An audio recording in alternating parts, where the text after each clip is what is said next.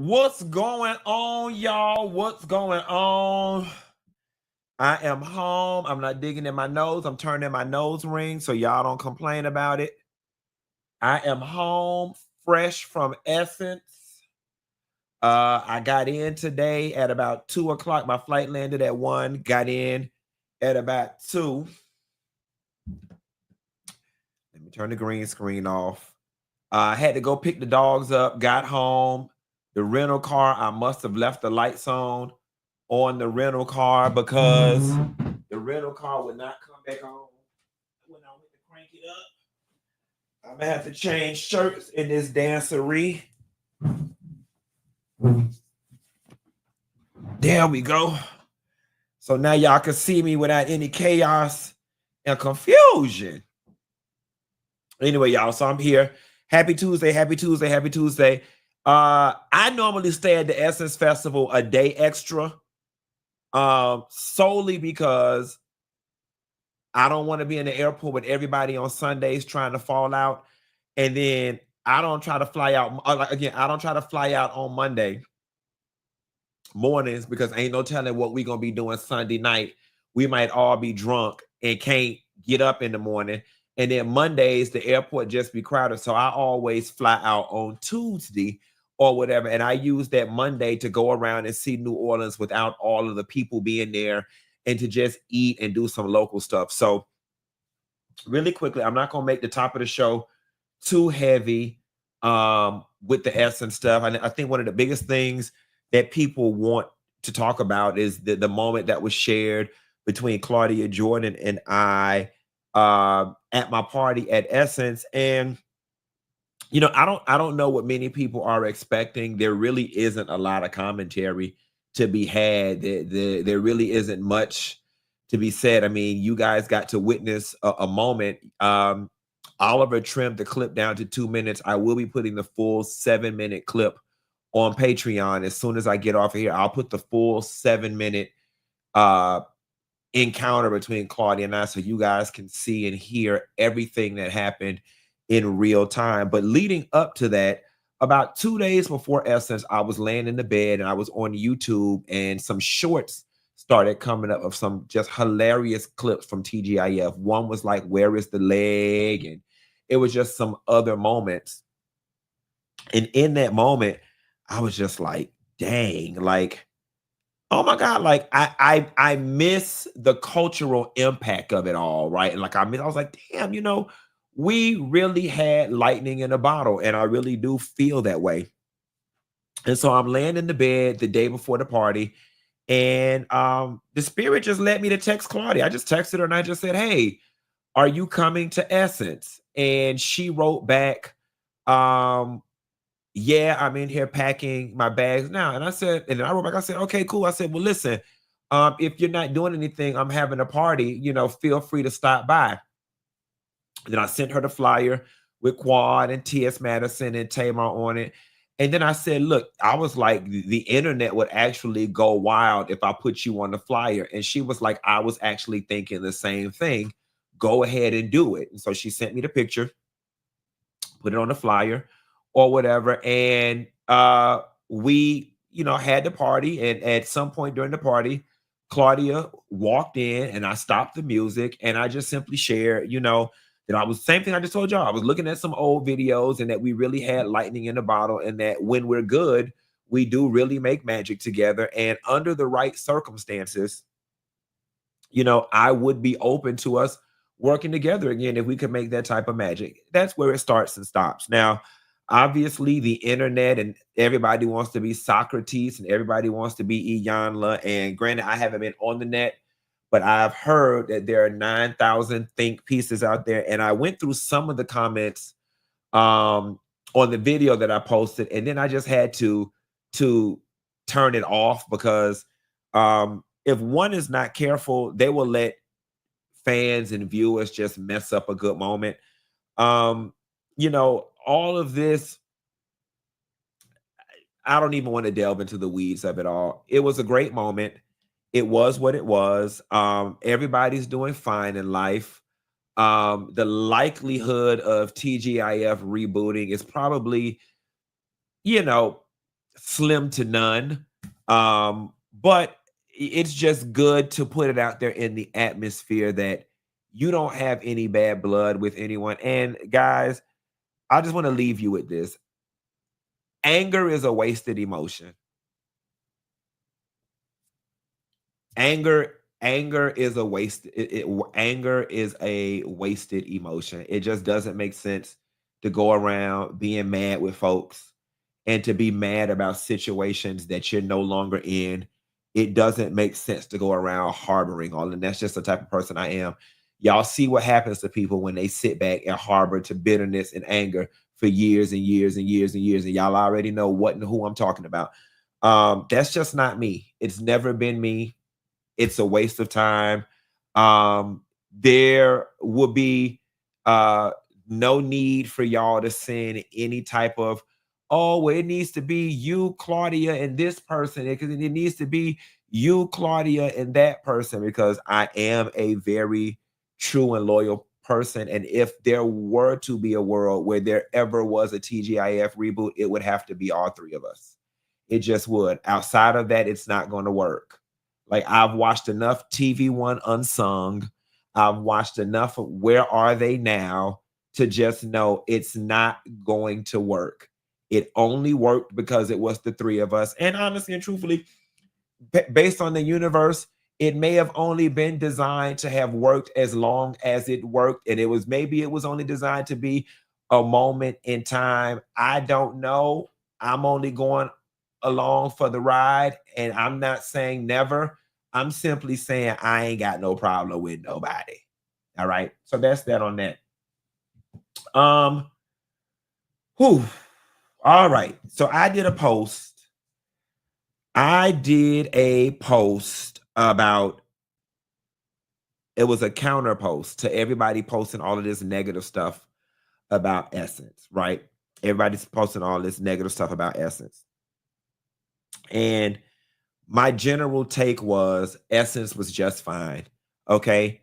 Were there some things that were visibly lackluster? Absolutely. All right. There were a lot of things that you could look at and be like, okay, this is janky. This ain't right. Oh, it was better than this last year. I remember 3 years ago, that was better. Oh, it was more people here. But this picture that's being painted online, that Essence was just this big, horrible failure, just this big, I'm so upset. It was just so bad. I've got to put a little bit of perspective on all of it. It simply is not the truth. Okay. First and foremost, and this is for me, there is no world where you are going to get me to believe that you went to the convention center and maybe you didn't have a pleasant experience, but it ruined the whole essence. So you went to the you went to the convention center and you didn't get a product bag, or you waited in line and the product bags was janky on Friday. You mean to tell me you sat up in your room and sulked Saturday and Sunday? You mean to tell me the sound was janky as hell on the Friday night concert, so then you just had a messed up Essence Saturday morning, Saturday afternoon, Saturday night, Sunday morning, Sunday afternoon, Sunday night? Like, stop it. Stop. Okay? Everyone had a good time. Everyone had a good time. Has Essence been on the decline? Absolutely. Was this year a janky ass year? Absolutely, it was. It was janky. But why can't it just stop and start there? Y'all got all these damn think pieces, and I want to tell y'all the think piece that is driving me the most crazy. All right. And maybe I'm a man. I'm not above reproach. I'm not above being corrected if I'm wrong. But y'all are doing this thing where you're making the correlation between the head lady being Kenyan, and then now all of a sudden The event is no longer about Black American women. They were too busy trying to be diverse and celebrate Africa and all this type of stuff. And Black American women are being pushed out. They're saying Essence went Nigerian. I didn't see it. All right. I didn't see it. I can't tell other people what they saw. I didn't see it. Oh, they making it. It's no longer foundational Black Americans. They made it real Caribbean. They made it real African. I did not see that. I did not see that. Now, a lot of people talking about, oh, cute. Well, Stephanie Mills wrote a letter. Yes, Stephanie Mills wrote a letter. And rightfully so, she should have. But let me put a bit of context on that. Stephanie Mills was also clearing her name. Okay. Stephanie Mills was referring to the sound in the Super Lounge during her performance, which inadvertently left her having a piss poor performance. All right. And Stephanie is clearing her name. Stephanie is saying, look, I'm letting y'all know I came to work. It wasn't me. It was the sound system. All right. But it's just,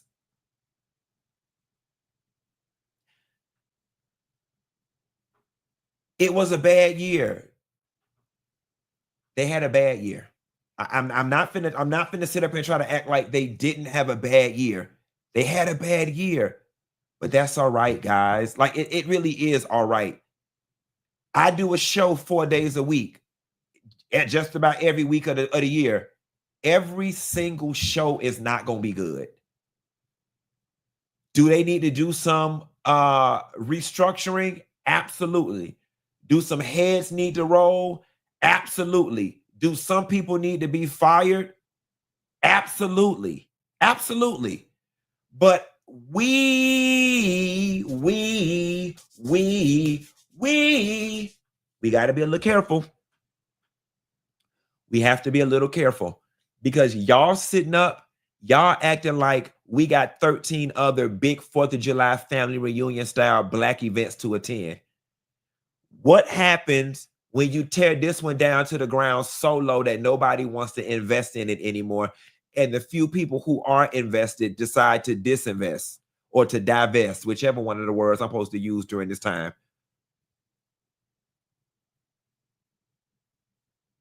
And so somebody says, Tanisha Isom says, so we don't get to give feedback to grow? No, we absolutely do get to give feedback, but there's a difference between constructive feedback and people jumping on a bandwagon just wanting a soapbox to complain and sulk. All right. You paying $150 to get into the BeautyCon experience and not getting a full bag full of free shit, to me, that's not a real complaint.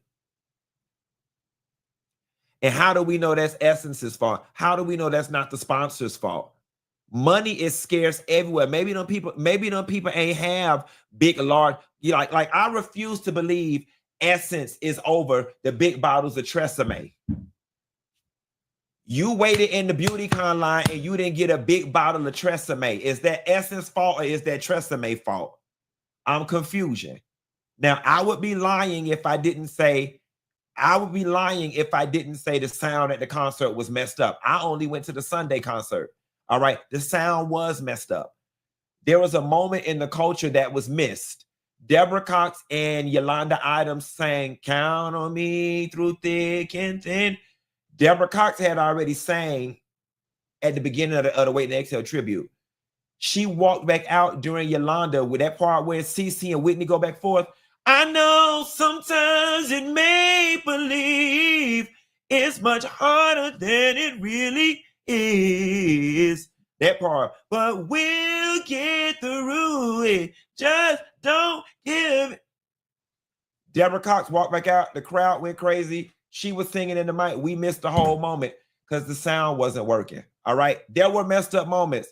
It doesn't mean the whole Essence was bad.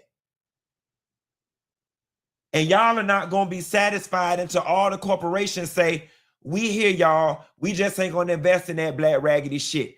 Then y'all going to be here talking about black people can't have nothing. We don't never have nothing. Then your ass going to be going over there fighting to be accepted in white spaces that ain't made for us. You get what I'm saying? So it's like you got to be somebody say, why am I so mad, Q? I'm mad because I was there and it wasn't that bad. I'm mad because those of y'all who were not there, y'all are so adamant about it's the truth. It's the truth. Look at what Stephanie Mills said. Look at what this person said. It's the truth. It's the truth. Like, and I think it started back when I did the Jay-Z thing, when they said Jay-Z was going to be next. It's starting back with the, why are y'all so happy that it's the truth? And why are you so invested? And those of y'all talking about, oh, Q, you got money. Oh, Q, you are influencer. It's different. Absolutely not. It's not different because I was not booked this year. I did not have any perks. I had to download the app in order to get into the convention center just like anybody else. I didn't have any backstage passes or any elevated anything. I attended Essence this year as a regular paying customer, and that was my experience. And people talking about, well, Q, that's your experience, and other people have theirs. No bullshit. Bullshit. Y'all know I don't get down with that, to each his own.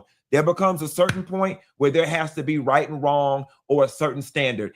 Essence was not as horrible as everybody is making it. And I'm sorry.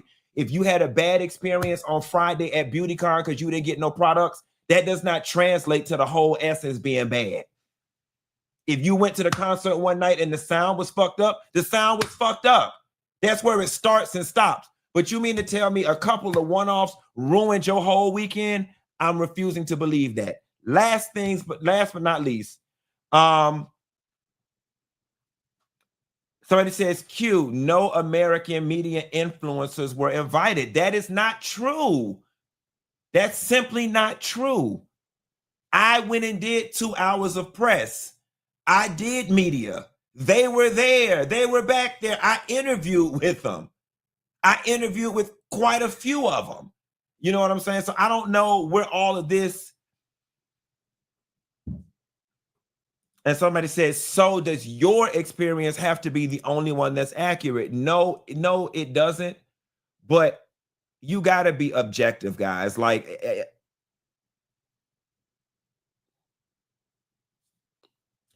I guess the only point that I'm making is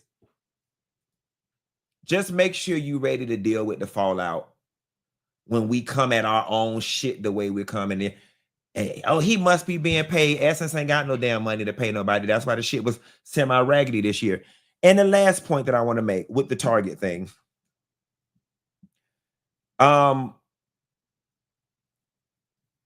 Many times, guys, these contracts are long-lasting contracts that are in place. Walmart used to be the sponsor 1 year, just like Verizon used to be the sponsor 1 year, and they had a 3 to 5 year exclusivity deal. Okay, they had an exclusivity deal where no other phone carrier could be there.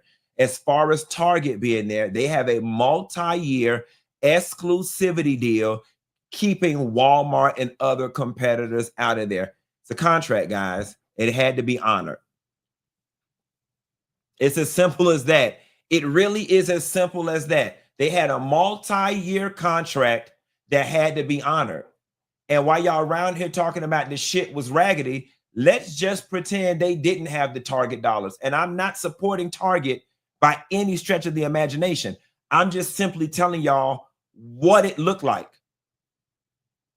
Y'all talking about it was raggedy and you had a bad experience. Now, you really would have had a bad experience had they not had the Target money. Do with the information what you want to do with it. I was at Essence and everybody was having a good time, shucking and jiving and eating and all that other good stuff. And if your ass mad because you didn't get a bag full of products, take your ass down to Sally Beauty Supply and buy everything you think you wanted. And that's that on that. It's the ones, it's really the ones that for those of y'all who was not even there, legitimately, you don't have permission to do anything except shut the fuck up and watch. I heard when this girl, shut up. Shut up. All right, let's move into the political corner. Let's move into the political corner.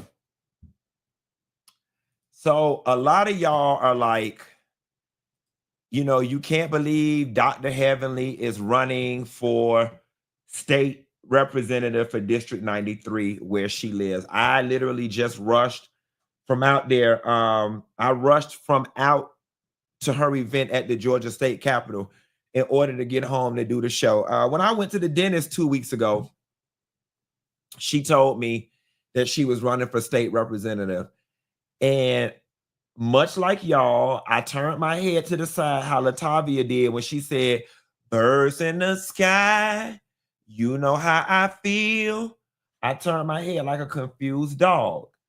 And then the first thing I asked her, I said, well, are you doing this for a storyline? I asked her in her dentist office, I said, are you doing this for a storyline? And she said, no.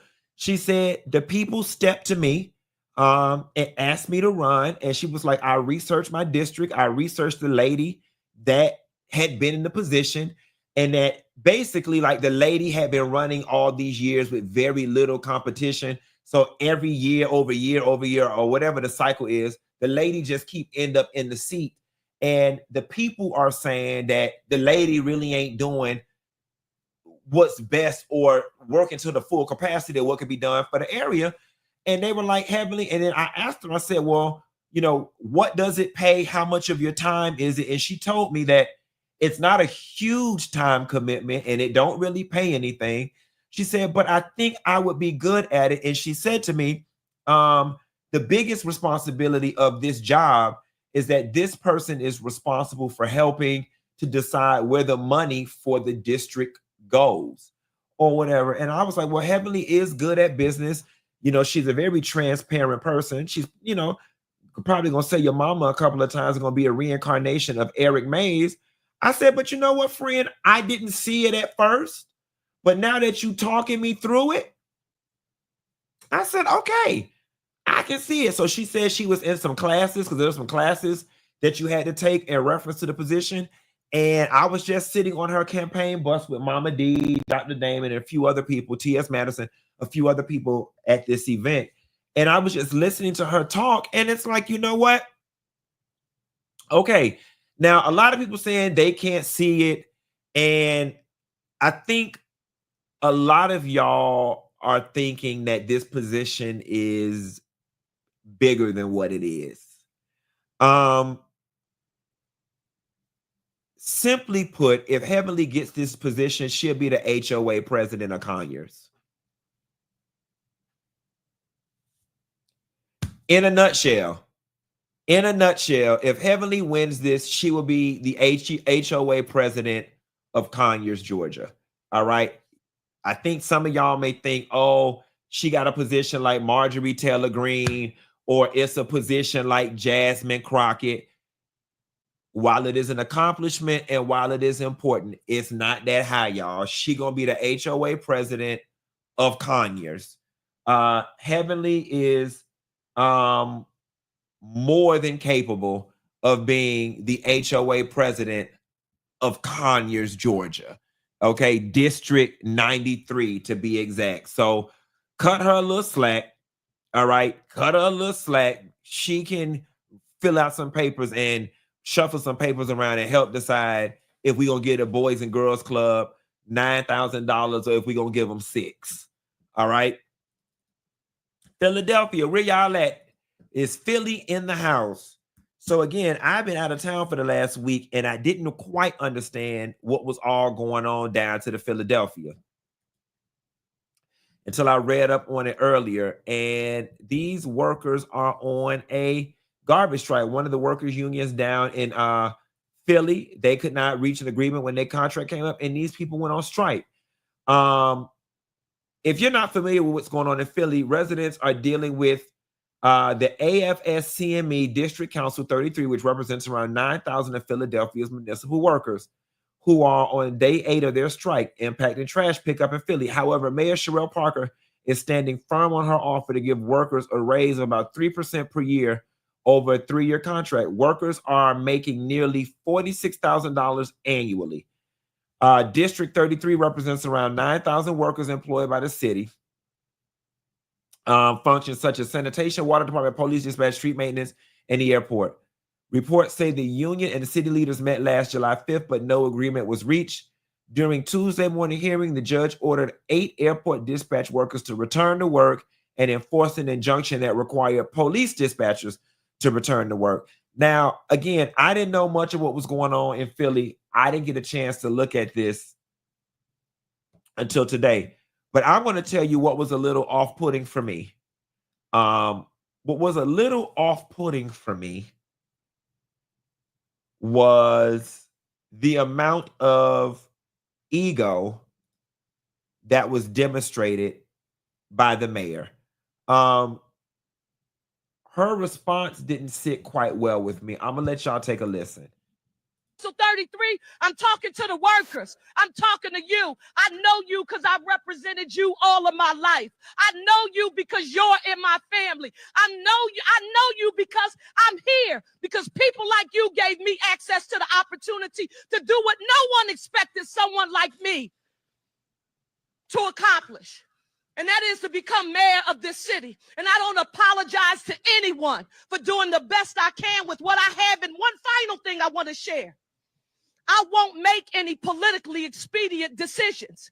You can threaten me with not supporting me if I decide to run for re-election. You can call me a one-term mayor, but I'll tell you what I will not do. I will not put the fiscal stability of the city of Philadelphia in jeopardy for no one. If that means I'm a one-term mayor, then so be it. But the history books will say that Mayor Sherrell Parker did right by the blue-collar Council 33. I'm talking to the workers. I ain't like that. I ain't like that. I can't quite put my hand on what it about it, but I ain't like that. I ain't like that at all, because if I was on the other side of the negotiating table, that would tell me, oh, she want to play hardball. Oh, she don't. Oh, really? That's how you feel? I just think there was a spirit of reconciliation that was missing from this for me. And I feel like a lot of that was rooted in ego. And I feel like a lot of it is they not finna tell me what to do. A lot of it is giving, they not finna tell me what to do. And here is the thing that we have learned about governments, municipalities, organizations. They always find the money. In the words of Smokey Mama from Friday, make it enough. Make it enough. And I love that there's a community bank in Philly that is offering the employees 45-day short-term loans. And this is what you call community empowerment and community standing together, because the bank that is doing that will allow for these workers to stay on strike even longer, because I read this Friday would be their first missed check or whatever. This will be their first missed check on Friday. And a lot of times, the city or the government thing is, well, let's starve them out. Well, if the community bank is willing to give these people loans, that means they can wait out. They can wait even longer. And here's the thing. The city's going to have no choice but to fold, because this is going to compound and compound and compound. And it's already become a public health issue. When you've got this much garbage outside, that's biohazardous waste. You got rats and all type of stuff. Stop playing with them people money. Okay. They were saying that the average, they said that the average worker there is making under $50,000 a year. I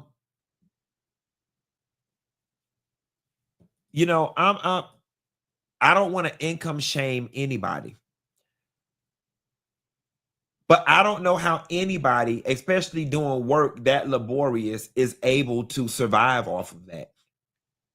If I'm being perfectly honest, when I graduated college, my second job out of college was paying me $50,000 a year, and I was broke as a single person on that. So when you start talking about people having to support families on $50,000 and $60,000 or whatever the case may be, that is not any money. And then when you start talking about people who are doing back-breaking work, having to go out and again do work that don't nobody else want to do, it ain't fun playing in garbage. All right, I'm sorry, those people should be able to live comfortably. And while I recognize that city government is not private sector, them people need jobs like that need to be paying people at least $60,000 a year starting. It needs to be paying $60,000 a year better or starting. You know what I'm saying? So Philly, we stand with y'all. I love that all of the artists were like, we not coming to Philly. We stand with these people. And government officials need to be careful, because when people start to mobilize, we begin to then understand that we're bigger than our government. Like at any given moment, we the people have the power to overthrow our governments and to overthrow our city officials. It's happening right now. These people are going to get their way. And you know why? They have no choice. But Philly cannot stomach this level of trash too much longer. And what's going to happen is it's going to spark a slave rebellion. And I hope troop leaders and lodge leaders and union leaders from everywhere in this country that feels like they're being underpaid, take their ass to the cleaners. Take their ass to the cleaners. Get y'all money. Get y'all money. Moving right along in the political corner. I thought that this one is funny. So there was a lady who was so adamant on the internet about trolling people for Trump, and now she is a victim of the Texas floods. And karma just acted very swiftly in this situation. Take a listen. Crazy. I know we're not Kirk County. I know we're not Kerrville. I know we're not San Angelo or San Antonio. But hell, we're human beings. Bye. Have the day you deserve. And I hope you lose your job and your income. Saying we need help. Get me the media. Get me some official. Get me water. Get me anything we need, please. We have nothing. You know, Grandma, I wasn't going to step up on your video this morning, but I'm going to have to do that. We're not going to help out anybody. Y'all been living on food stamps, EBT, Section 8 housing your entire freaking life, and you're not going to do it anymore. If you can work, you're an able-bodied person, go get a job. We are a older community. A lot of our people don't have insurance. They don't have money. Kind of a forgotten community for Travis County. We're unincorporated. We are their unwanted stepchildren out here, unfortunately. What you gonna do, crybaby? With alligator. I'll wear Alcatraz merch if I want to. And what you gonna do, baby? I'm gonna tell you FA and FO, okay? So you have the day you deserve. But for God's sakes, Travis County, help us. Don't treat us like we're nothing out here, because we're not. We're human beings. We pay taxes out here. Please educate yourself. Please stop talking and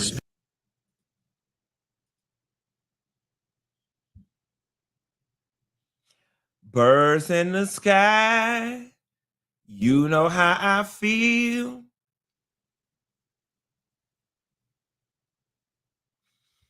You know the thing that stood out to me in this video?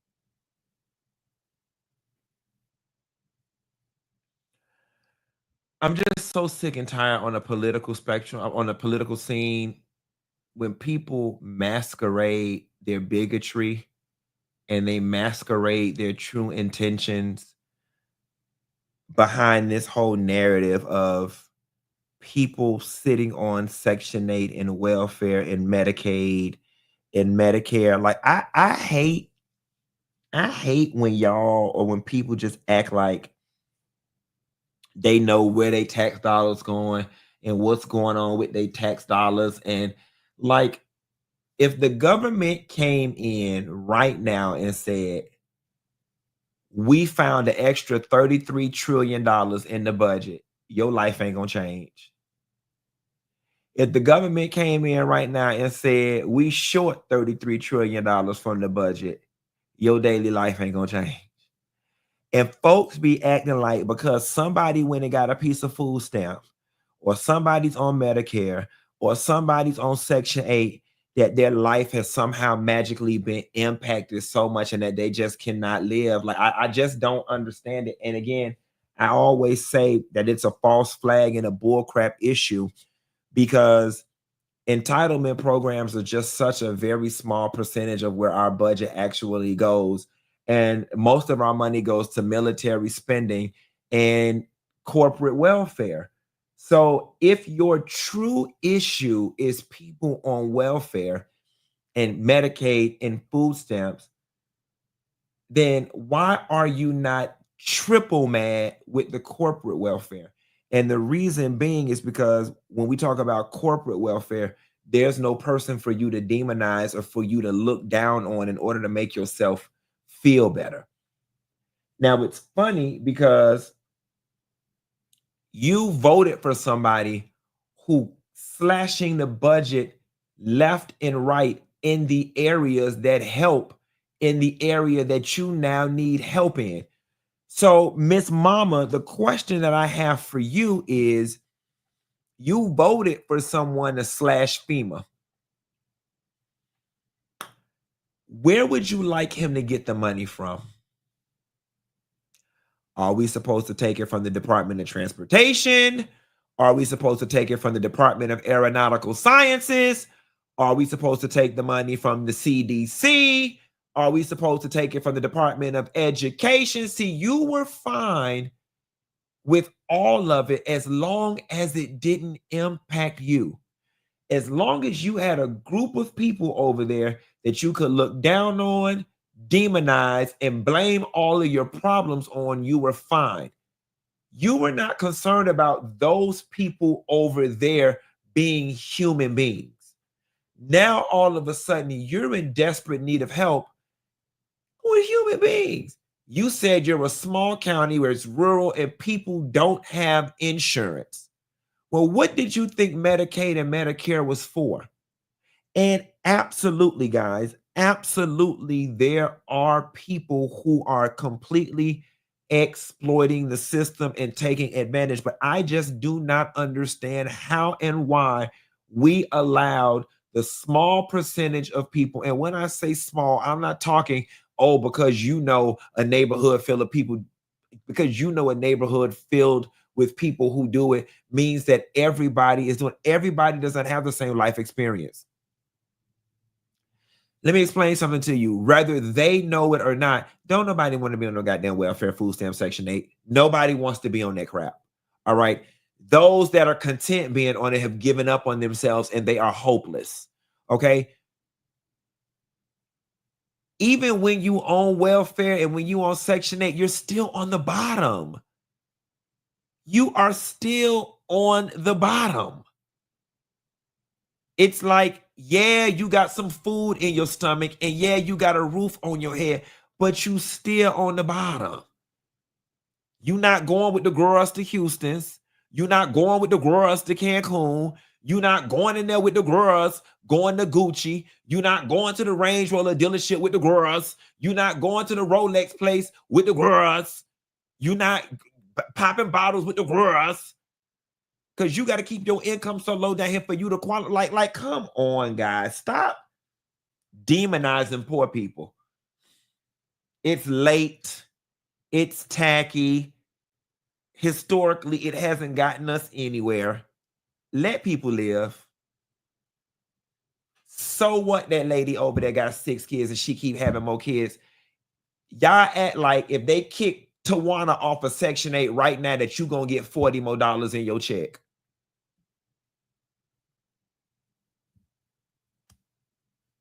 Y'all act like if they dismantle the whole Section 8 program right now, that magically you was going to get $300 more in your check. Your check ain't going to move. Your check ain't going to change. These government people are going to find somewhere else to send the savings. So just stop. I'm going to tell y'all who got y'all money. Elon Musk got y'all money. And now I am further beginning to feel like Donald Trump was put in office for a reason. And it may not feel good, but it's going to work out for our good. And I'm going to tell you something. We haven't felt the burn long enough. I have officially thrown my hands up in the air. And I am surrendering spiritually, mentally, and emotionally. I have decided to surrender to all of the turmoil that Donald Trump is going to cause while he is in presidency, and it's much needed. It's needed. It's needed because our political system needs to be blown up so it can be rebuilt. It's needed because poor whites need to understand, bitch, you ain't better than no goddamn body, so they need to feel it for the next 4 years. It's needed because those who voted in favor of white supremacy and got nothing for it need to understand that when you celebrate white supremacy, nobody wins. What's going on right now, whether we like it or not, it's needed. It's needed. And I'm going to tell you something. If it makes it any better for y'all to do like I do, and I know it doesn't make me a good person, but I'm reveling in their pain. I do. It makes me feel good to sit back and revel in their pain. And I'm able to confidently celebrate their pain because I'm like, they needed to put their hand on that stove to realize it was hot. And so this is what happens when you let hate overtake. You lose. This lady in this thing, you were so busy trying to punish those people over there that you didn't realize you was going to get caught up in the punishment too. And that's what you get for being nasty. And the thing about it is they haven't been experiencing it long enough to learn. They need to feel it the whole 4 years. Some people need to die. Some people need to lose their health care. Some people need to lose their ability to eat. Some people need to lose their Section 8. Some people need to lose some sick loved ones in order to change some hearts, change some minds, and change some attitudes. There's going to be a lot of collateral damage, but it needs to happen at this point for people to finally wake up and see. These people are going to be so scared to vote Republican this next go round. Now, let me tell you what else is going on that y'all need to be politically astute about. Do not be fooled by these fake feuds between Elon Musk and Donald Trump. Do not be fooled because Elon Musk thinks he's the smartest person in the room without realizing that we see through him. This feud between Elon and Donald Trump is fake as a $2 bill. This feud is being instigated so Elon can then draw interest to this third party that he's trying to start. And when he does, the plan with this perfect third party is to steal away votes from the damn Democrats so them trifling ass Republicans can continue to win with their dwindling ass numbers. Okay? Please don't get it twisted. This third party that Elon is talking about starting, it's simply to steal votes from the Democrat side to compensate for the dwindling votes and the voter regret on the Republican side. Please don't be fooled. And please do not jump ship. He is starting that party to get all those on the fence voters or those Republican voters that are not satisfied with Donald Trump but don't want to go vote Democrat. He's starting that third party to keep votes away from the Democrats. So them same sorry ass Republicans that he's in bed with, they can continue to win with less numbers. Please don't be fools, y'all.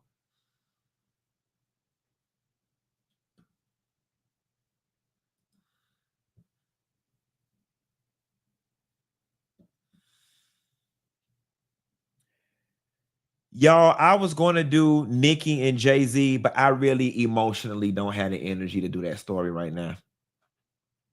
So I'm going to skip that one. I'm going to read up some more on it, and I'll do Nicki and Jay-Z tomorrow because I feel like that's going to suck the life out of me to try to do that story. I promise y'all I'll do Nicki and Jay-Z tomorrow. Y'all, we got a 17-year-old girl in Georgia charged with killing her mama and her stepdaddy, and the 6-year-old sibling is who found the people in there dead to the bed. Take a look. A teenage girl charged in the killing of her mother and stepfather. The Carroll County Sheriff's Office says that 17-year-old was taken into custody this morning in connection with that February double homicide. 11 Lives, Gilat Malama joining us live outside the Carroll County Sheriff's Office. Gilat, what are investigators saying at this hour? Investigators say this is a sad and horrific case, charging a teenager with the murder of her mother and stepfather after 5 months of combing through evidence. This is 17-year-old Sarah Grace Patrick. She's charged with 2 counts of murder and 2 counts of aggravated assault in connection with the February 20th murder of her mother and stepfather, Kristen and James Brock, in their Carrollton Tyus Road home. The Sheriff's Office Public Information Officer Ashley Halsey didn't single out a single piece of evidence or turning point in the case that led investigators to the teen, saying they have, quote, mountains of evidence. Sheriff's investigators work with the FBI, Georgia Bureau of Investigation, and private forensics labs. As for Patrick's motive, Halsey says investigators are still speaking with her. Halsey says the teen turned herself in this morning after the sheriff's office told her they had warrants for her arrest. Her family's been very cooperative. I can't imagine as a parent making... Her father brought her up here this morning. She turned herself in. I can't imagine what he's going through. So my heart goes out to him as well. The sheriff's. Now, I think all of our first instincts is, what did they do to her for her to kill them? Right? I think that's what all of us are kind of thinking. But then when y'all look at this mugshot picture, the mugshot picture very much gives, and if I could do it again, I'd be hunching by the time I'm 10. It's very much giving, I'm not remorseful, but there is an argument to be made that she's already did all of her crying because this happened some time ago or whatever. Maybe she was prepared for this and that's why she got that look on her face. But it's giving not remorseful. It's giving sociopathic tease. It's giving they deserved it. It's giving I'm going to go to jail and eat some more people when I get in there. And it's sad. I guess we'll just have to wait for the Lifetime movie or whatever, because I would like to think that if there were allegations of abuse or rape or all that type of stuff, that we would have heard it by now. Somebody in the chat says she looks disassociated. She absolutely looks disassociated. Amy Luciano and Dwight Howard have filed for divorce. I don't know that this counts as a divorce story, guys, because I don't think that we ever received them as married in the first place. If I'm being perfectly honest, I don't know that this hits us like a, oh no, such and such broke up. I don't know that we ever received them as married in the first place.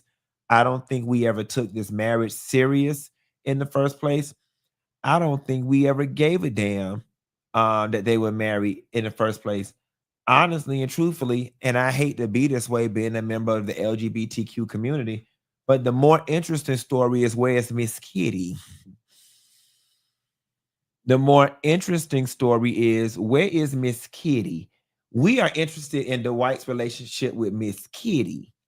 We were never truly, and I hate to do this, but it's like, you know,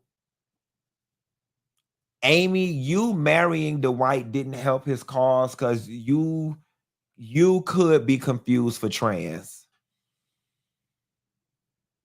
And don't get me wrong, Amy is a pretty girl, but if somebody wanted to say you was trans, like they could say you was trans and we could believe it.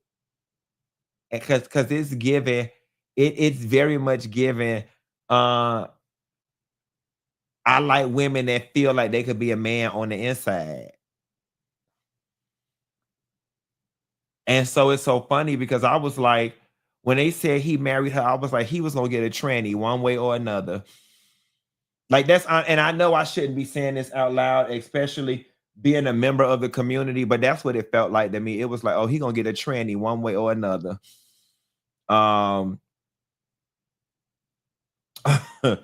Nevertheless, I don't think we ever cared that they was married. I'm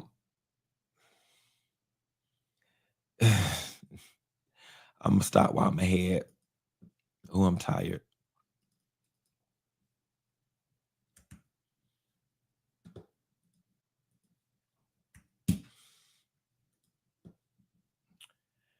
Larsa Pippen says she dated a 47-year-old man who was immature before dating her new boyfriend. Age is nothing but a number. Child, look at this political cleanup job. Take a listen. Guy that was 47 years old before I dated Jeff. And he was so immature. And when I broke up with him, I said to him, there's a reason why I dated you. And he's like, why? And I was like, just to prove that age is nothing but a number. I'll never date anyone like you again. You were a test. And you failed. I was like, no, because he literally like, you know, I think some guys know what they want. You just gotta like know, you know what I mean? You have to be with someone that knows what they want. Yeah. What did he do that was like so immature? Like, what are some examples? It gets long and dumb after that.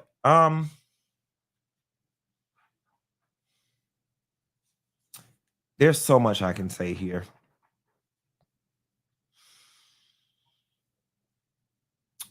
For the longest while, we've been going around saying that Larza is using these young kids or these young guys. And just recently, I've changed my opinion on that. And I think that the relationships that she enters in with these young guys are transactional on both pieces. Follow me here. There is this thing amongst men where they get a little bit of social currency for saying, oh yeah, I had her. Because all of these high performing guys had her. So for them, they're trying to get the clout and they're trying to climb the social ladder. And it's like, okay, damn, Scottie Pippen had her. I had Scottie Pippen ex. And then she was with this dude. I had her. That's what the guys are getting out of it. They're getting something out of it. And she's getting something out of it too. At this point, fair exchange is no robbery. I'm no longer on this. Oh, she's taking advantage. Nobody's been taken advantage of, or whatever the case may be. It's transactional on both parts. But this is the question. I got two questions for y'all. First things first. Something must be wrong with me, or it must not be nobody out there in the United States of the world that want my black ass. Because I don't understand how some people are able to get this emotionally intimate with this many people in this short amount of time. I would like to think each time you get on this podcast or you make the blogs talking about you were with someone, I would like to think that you've had sex with this person, you've laid up with this person, you've cuddled with this person, you've changed clothes in front of this person, y'all have shared hotel rooms in front of this person. That's just not something I can do every 6 months with somebody new. Like, am I missing something? Or am I broken? Because I'm open to the fact that it may just be me or whatever. But I don't understand how you get out of one relationship and then like 2 months later, you're in another one, locking lips. Like, it takes me a very long time to like even get in the full intimate thing of it all. It takes me a while to even get all in there like that. And it's just like every 6 months, 8 months, you just popping up with a new person that's like your boyfriend, which means like you're repeating this, "Ooh, I feel butterfly" feeling over and over and over with all these different people. And I'm just not understanding it. And then the other thing that I'm not understanding is like the Amber Roses and the Dreas and some of the other girls. There's an argument to be made that those girls need the money. You know, from my understanding, Larsa don't necessarily need the money. Now, I'm going to say this, and I don't mean to offend nobody, but I'm going to stand by it. Anytime you date somebody habitually, all those years younger than you, something's wrong. Something is off. There is absolutely nothing that a woman that lady age got in common with a young boy that's in his early 20s that ain't even had kids. Is nothing yet. Girl, you don't live 4 lives, okay? You don't live 4 lives. You don't been married. You don't had a kid. You don't raise teenagers. You about a grandma at this point. You don't did all of these things, and you don't want to be with nobody your age. And maybe I'm just projecting. Maybe it's me. Maybe it's me. I'm 41 years old, and baby, I can't go no lower than 37. And even with that, I'm looking crazy. I am 41 and I can't go no lower than 37 because I'm scared that you're going to be so young that the first time we get in the car and I turn up the radio and Anita Baker say, "I look back on all those good times," and I look over at you and you ain't humming, "We once shared, and I must have been blind." You got to get out my car. You got to get out my car.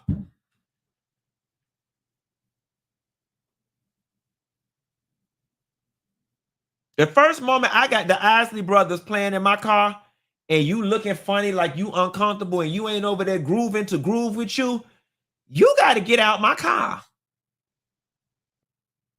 The first time you get in my car and you put it on Kalani or Queen Naja or Doja Cat, you got to get out my car.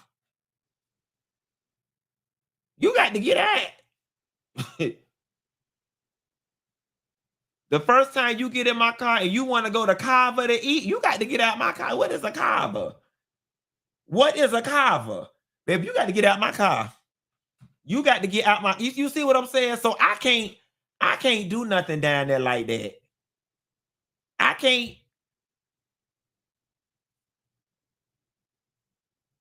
The minute I witness you having a whole argument with your friends over text message, and y'all been over there texting for 2 hours and nobody picked up the phone to squash this in 5 minutes, you got to get out my car. I can't go nowhere with you. You got to get out my car. So I'm just not understanding how any of this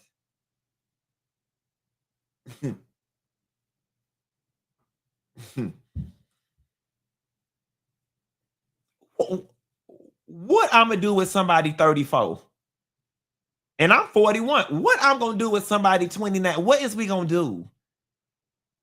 You, and if I'm telling the truth, you don't even know how to have sex good.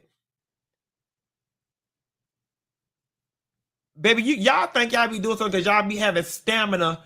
Baby, don't nobody want all that jackrabbit sex.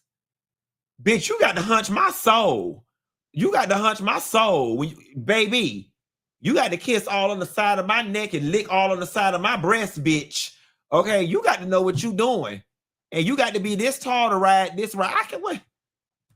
And that only comes with age and experience. Baby, you got to know with a kiss on my body to make my toes curl. You got to know that. And young people don't know that. You had to have been through something. You've had to have cried together with somebody to know how to make my body do that, baby. Can't nobody young do that for me. Can't nobody young do that for me.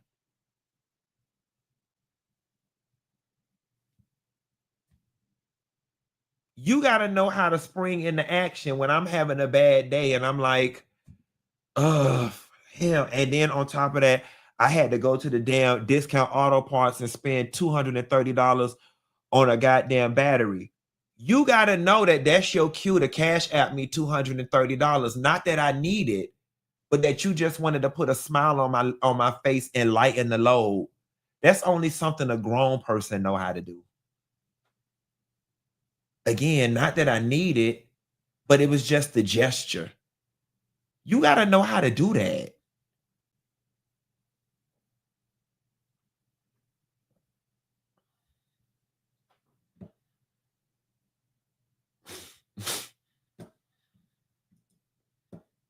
They ain't grown.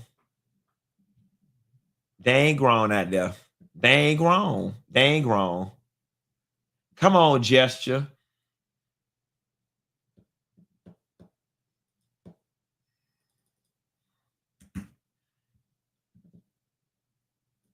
Last story, then we're going to get up out of here. Gary Coleman, ex-wife, she didn't pass the polygraph test relating to his death. Take a look. On the critical questions. Correct.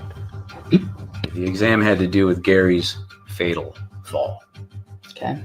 I asked you the following relevant questions on this test. Did you physically cause Gary's fall? Mm-hmm. You answered no. Right. I also asked you, did you physically cause Gary to fall that day? And you answered no. And the results are, you failed that exam with deception indicated to those relevant questions. Let me say that again. You failed the exam regarding Gary's fall. What are your thoughts? That's false. There's two things I know for sure, Shannon. One, you were not completely honest with me yesterday during this polygraph session. And two, the other thing I know that's 100% certain is that there is more to this story that hasn't been told. These are the results. Y'all, when I went to Florida State University, I got my degree in economics. Some people ain't teach me nothing about being no psychic, no clairvoyant, or how to administer no tests. But that lady looked like she did it. Let me explain something to you. If you just accused me on national TV of killing my lover, I want to have one of two responses. I'm going to jump across that table and dive on your ass because I'm going to be so upset and offended that you could even imply that I would do something like that. Or I would be so hurt that I would be in shambles because you ripped the Band-Aid off of an old wound and I'm just overcome with grief and emotion. She was given, well, I had already spoken to my lawyer before I decided to come do this show for $30,000, and they told me anything used on this show would not implicate me whatsoever and that the statutes of limitations had passed. So can we get this over so I could get my check? Because I really don't care one way or another. I've been got away with this. Y'all hoes called me. I was home minding my business, and they told me y'all only needed 5 hours of my time. When can I get my check? That's what it was giving.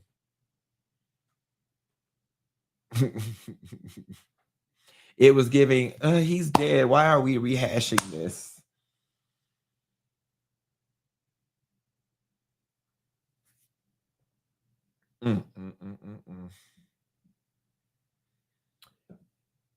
Y'all, let's see.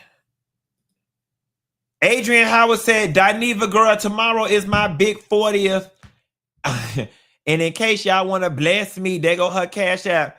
Adrian Howard, happy birthday to you, honey. In the words of Bevy Smith, it gets greater later, and many can attest, life don't start until you turn 40. Hey, Funky, yesterday was my mom's birthday, and she loves you. Can you please wish Angie a happy birthday? Angie. Hey, Angie, girl. Listen, I want to show you so much love for loving on me all these years. Thank you for all the love and support.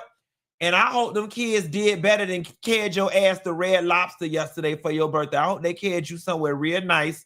And if they haven't, make their ass take you somewhere real nice and order the most expensive thing on the menu. Bye.